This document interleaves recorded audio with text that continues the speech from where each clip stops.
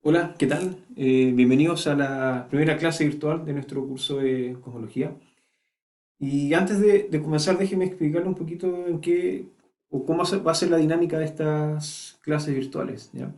En primer lugar, por motivos técnicos, puedo grabar videos de duración de no más de 15 minutos. Así que la clase va a estar dividida en unos cuantos videos de 15 minutos, ¿ya? Lo segundo es que hoy día vamos a comenzar a ver lo último que tenemos que estudiar del capítulo 3, ¿sí? En particular, nos vamos a enfocar en los universos con componentes múltiples, ¿ya? Eh, lo que vimos anteriormente acerca de los universos con componente única nos va a servir para empezar a construir modelos cosmológicos más complejos, ¿ya? Esto es porque sabemos, y las observaciones nos lo dicen, que podemos distinguir varias formas de materia y energía, ¿ya? Podemos distinguir, por ejemplo, la materia no relativista, la cual consta de materia bariónica, que es la menor cantidad, y la materia oscura, que se lleva casi toda la parte o el contenido total de materia no relativista.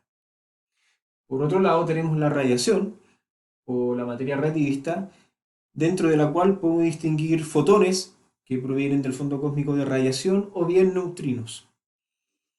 También, y esta es una forma de energía no realmente, no verdadera en sí, la curvatura es un efecto geométrico.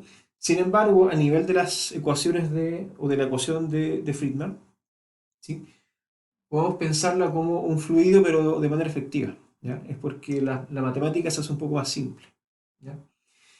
Y finalmente podemos distinguir la constante cosmológica, que es la que produce la aceleración de la expansión del universo, que se observa hoy en día. Todas estas formas de materia o energía, eh, uno puede establecer una relación entre la densidad de energía y la presión a través de lo que conocemos como ecuación de estado. Y quien hace el nexo entre la densidad de energía y la presión es una constante que se denomina parámetro de ecuación de estado. En el caso de la materia no relativista, este parámetro de ecuación de estado vale cero. Para la radiación o materia relativista vale un tercio. Para este fluido efectivo de curvatura es posible deducir que este parámetro de ecuación de estado vale menos un tercio. Y para la constante cosmológica vale menos uno. ¿Bien? La pregunta es, si sabemos cuánto vale o cuál es la relación entre la presión y la densidad de energía de la componente correspondiente que estamos considerando, ¿cómo podemos obtener una forma funcional de la densidad de energía en términos del factor de escala? O dicho de otra forma, ¿cómo afecta la expansión del universo, ¿sí?, en la evolución de la densidad de energía para cada una de estas cuatro componentes? ¿Ya? Bueno, la respuesta es bastante simple. Podemos empezar por escribir la ecuación de continuidad del fluido cósmico total, ¿sí?, que nos dice que la derivada temporal de la densidad de energía total más tres veces h, donde h es la tasa de expansión, multiplicado por la suma entre la densidad de energía y la presión, eso es igual a cero. Bien. Sabemos que la densidad de energía total es la suma de cada una de estas componentes, de estas cuatro que aparecen acá, ¿sí? Luego establecemos el nexo que hay entre la presión y la densidad de energía para cada componente en particular. Y luego decimos que si estas componentes no interactúan con las demás, podemos decir que cada una de las componentes satisface una ecuación de conservación por separado, ¿sí?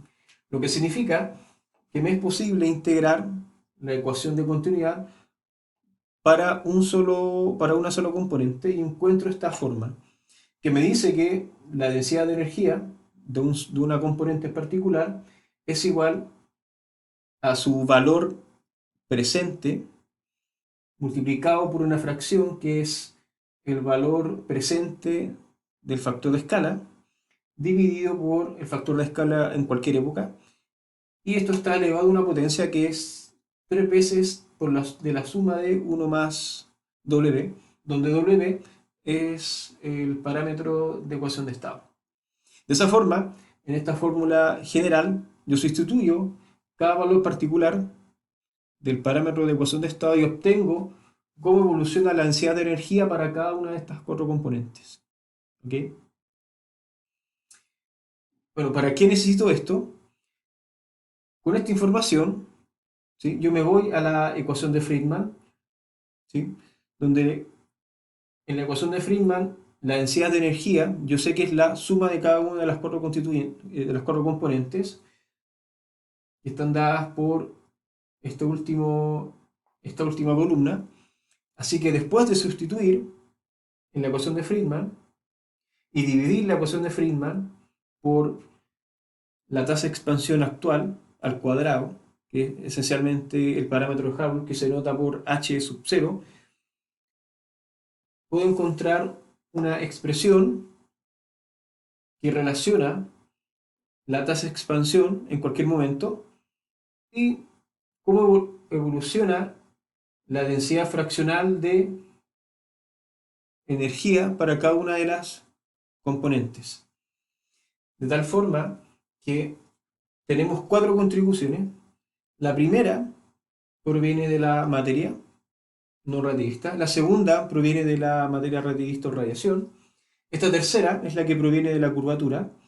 Y la cuarta es la que proviene de la constante cosmológica. Noten que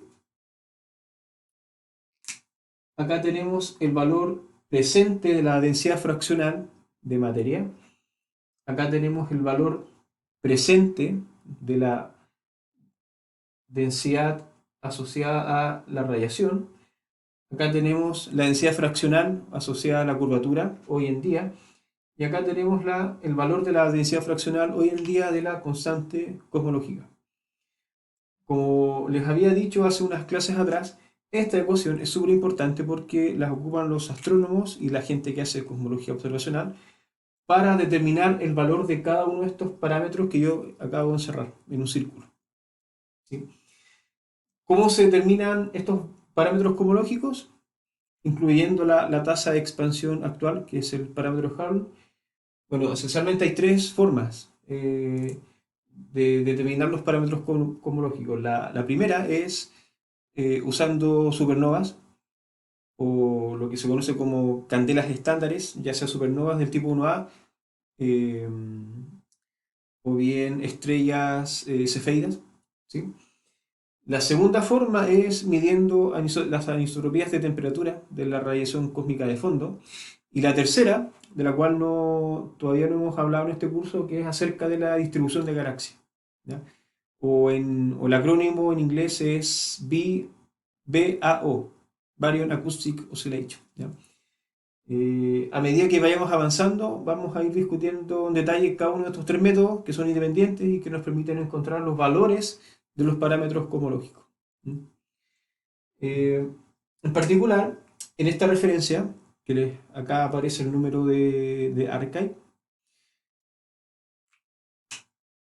la gente hizo, bueno, este paper es de la colaboración Planck, y estos son los datos del año 2018, del año pasado, son los más recientes. Bueno, después de un análisis estadístico bien riguroso, se logró determinar que estos 4 parámetros que yo acabo de encerrar tienen el siguiente valor, ¿sí? Pero insisto que este es valor presente, ¿sí? Se determinó que el universo está mayoritariamente dominado por la constante cosmológica, cuyo valor presente de la densidad fraccional es 0.69. Para la materia, tenemos que esta vale 0.31. Para la radiación, vale 8.4 por 10 a la menos 5. ¿Sí? Si se fijan, es este valor súper despreciable en comparación con la contribución de la materia no relativista y la constante cosmológica. Como vamos a ver en la siguiente clase, ¿sí? Es posible encontrar este valor apoyándonos primeramente por conocer el valor actual de la tasa de expansión, pero también usando lo que ya conocemos acerca de termodinámica, y en particular termodinámica de un gas de fotones. Así que este número se puede obtener de manera en parte teórica, usando termodinámica, mecánica estadística y datos observacionales. ¿Ok? Para la curvatura o la densidad fraccional, ¿sí? Tiene una cota superior que es 0,01 y fíjese que está entre un valor absoluto, ¿ya? De tal forma que si ustedes suman todas las contribuciones, tiene que dar 1. ¿Sí? Y esto es porque la ecuación de Friedman es una ecuación no dinámica, es un constraint, ¿sí? Y ese constraint me dice que la suma de todas las densidades fraccionales tiene que ser igual al total, que es la unidad. ¿Ok? Eh, ¿Qué otro uso útil, ¿sí?, le puedo dar a la información que acabo de obtener? O más bien el resultado. ¿Ya? Lo que puedo hacer es, para cada una de estas componentes, ¿sí?, tomo el logaritmo natural en base a, ¿ok? Y lo que voy a hacer es linealizar. Eso significa que voy a graficar para cada una de estas componentes el logaritmo de su densidad de energía versus el logaritmo de A, o el logaritmo del factor de escala. Así que voy a graficar esencialmente 4 líneas rectas, donde la pendiente de cada una de estas líneas rectas es la potencia correspondiente, la que me entrega la potencia del factor de escala en la evolución de la densidad de energía para cada componente. ¿Sí? De izquierda a derecha estoy ordenando las contribuciones o las pendientes que tienen pendiente negativa hacia la menos negativa. ¿Ya? Para la radiación, la densidad de energía va como factor de escala a la menos 4, de tal manera que si tomo eh, el logaritmo, me va a quedar una línea recta con pendiente menos 4. Para, para la densidad de energía de materia, ¿sí?, que esta escala como el factor de escala a la menos 3, al linealizar voy a tener una línea recta con pendiente menos 3. Lo mismo que para la contribución que viene de la curvatura, ¿sí?, que la densidad de energía va con un factor de escala a la menos 2. Tomo el logaritmo y me va a quedar una línea recta con pendiente menos 2. Y finalmente, para la constante cosmológica, cuya densidad es constante, pero escala como el factor de escala a la 0, entonces tomo el logaritmo de 1 en base a, me va a dar 0. Entonces, lo que me importa acá es dónde estas líneas rectas se intersectan. Y si se pueden dar cuenta, tengo una pendiente, una línea recta con pendiente menos 4, una con menos 3, una con menos 2 y una con 0.